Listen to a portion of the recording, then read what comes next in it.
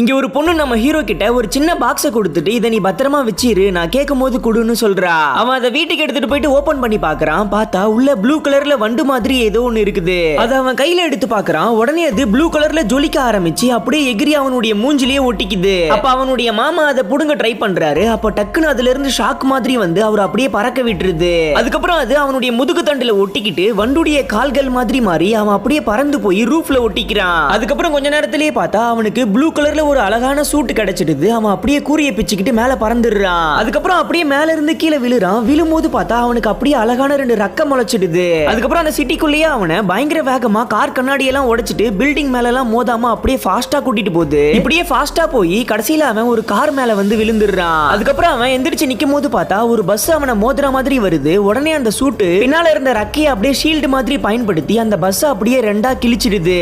okay friends, உங்களுக்கு இது மாதிரி ஒரு சூட்டு கிடைச்சா நீங்க என்ன பண்ணுவீங்கன்னு கமெண்ட்